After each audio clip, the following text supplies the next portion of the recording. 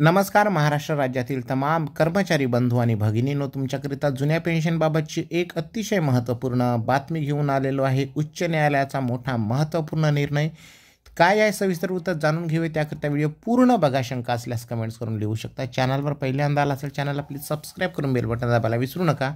तर चला मंडळी, व्हिडिओला सुरुवात करूया. बंधूंनो, कर्मचाऱ्यांच्या जुनी पेन्शन योजनेबाबत उच्च न्यायालयाने मोठा महत्त्वपूर्ण दिलासादायक निर्णय दिला आहे. शिवाय शिक्षण अधिकाऱ्याला माननीय न्यायालयाच्या अवमानतेची नोटीस देखील देण्यात आलेली आहे. 1 नोव्हेंबर 2005 पूर्वी राज्य शासन सेवेत ज्यांनी पार्ट टाईम अर्धवेळ म्हणून नियुक्ती देण्यात आलेली असेल, असे कर्मचारी हे पेन्शनकरिता पात्र असणार आहेत, असा महत्त्वपूर्ण उच्च न्यायालयाने निर्णय दिला आहे.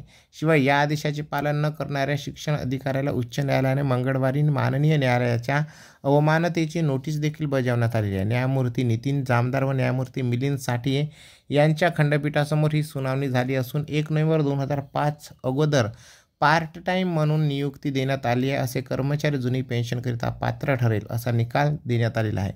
या निकालास राज्य शासनाकडून आव्हान देण्यात आले होते की सदर आदेश शासनास बंधनकारक असणार असल्याने नमूद केल्याने जिल्हा सांगली येथील शिक्षण अधिकारी श्री राजेसाहेब लोंढे यांनी जुनी पेन्शनचा लाभ देण्यास नकार का दिला, याकरिता सदर शिक्षण अधिकाऱ्यास न्यायालयाचा अवमान केल्याची नोटीस देण्यात आली आहे.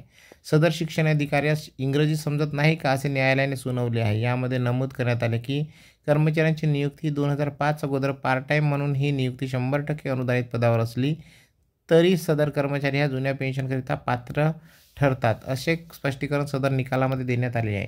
शिवाय शिक्षण विभागाच्या प्रधान सचिव यांनी शिक्षण अधिकारी लोंढे यांच्यावर कारवाई करण्याची नोटीसमध्ये नमूद करण्यात आले आहे.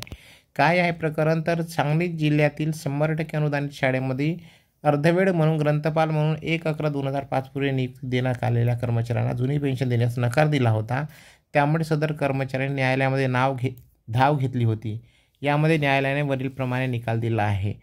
मित्रहो, हा निकाल फार महत्त्वपूर्ण आहे. असे काही महाराष्ट्रभर प्रकरणं असतील ज्यांची अर्धवेळ म्हणून नियुक्ती झाली असेल 2005 पूर्वी, तर त्या सर्वांना हा न्यायनिर्णय लागू पडू शकतो. तर तुम्ही त्या संबंधाने आपली याचिका तुम्ही टाकू शकता किंवा आपली मागणी अर्ज तुम्ही घेऊ शकता. तर चला मित्रहो, बातमी आवडली असेल तर लाईक करा, शेअर करा.